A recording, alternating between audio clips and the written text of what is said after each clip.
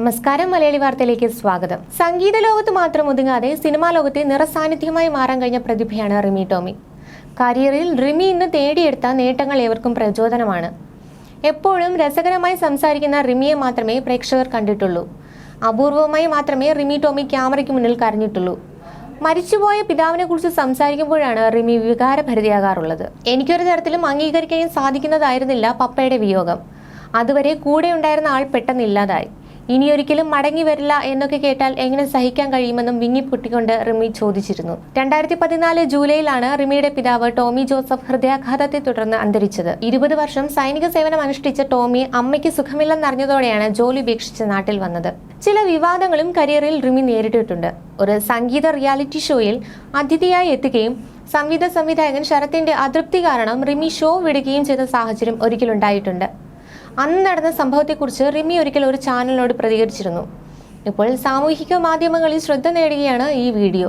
തനിക്ക് ഒത്തിരി വിഷമമുണ്ടായ സംഭവമായിരുന്നു അതെന്ന് റിമി ടോമി അന്ന് തുറന്നു പറഞ്ഞു.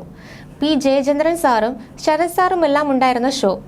എന്നെ ആ ചാനലിൽ നിന്നും വിളിച്ചപ്പോൾ ഞാനും ജഡ്ജായിരുന്നു. അന്നാണ് എനിക്ക് പുള്ളിയുടെ അടുത്ത് നിന്ന് ഒരു ബുദ്ധിമുട്ട് തോന്നിയത്. 4 ദിവസത്തെ ഷൂട്ടിന് പോയിട്ട് 2 ദിവസം കഴിഞ്ഞ് അവിടെ നിന്നും ഇറങ്ങിപ്പോവുകയായിരുന്നെന്ന് റിമി ടോമി തുറന്നു പറഞ്ഞു. ശരത് തമാശയായി പറഞ്ഞതായിരിക്കാം. തമാശ പറയുന്ന റിമിക്ക് അത് ആ തരത്തിൽ എടുത്താൽ പോരായിരുന്നോ എന്ന ചോദ്യത്തിനും റിമി ടോമി മറുപടി നൽകി. ശരത്തേട്ടന്റെയും എന്റെയും തമാശ തമ്മിൽ വ്യത്യാസമുണ്ട്. ഞാൻ അത്രയും ക്രൂരമായിട്ട് തമാശ പറയുമോ എന്ന് എനിക്ക് സംശയമുണ്ട്.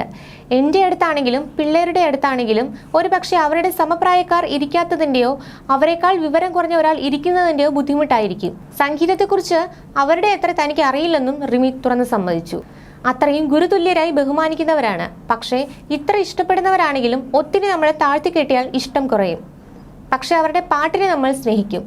ശരത്തേട്ടനെ മോശമായി പറഞ്ഞതല്ല, അദ്ദേഹത്തിൻ്റെതായ രീതിയിൽ പറഞ്ഞതേ ഉള്ളൂവെന്നും റിമി ടോമി വ്യക്തമാക്കി.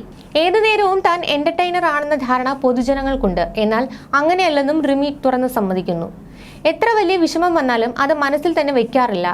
മറവി ഒരു തരത്തിൽ അനുഗ്രഹമാണെന്ന് ചൂണ്ടിക്കാണിച്ച റിമി ഒരു അവാർഡ് ഷോയിൽ ഷാരുഖ് ഖാൻ എടുത്തുപൊക്കിയ സംഭവത്തെക്കുറിച്ചും സംസാരിച്ചു.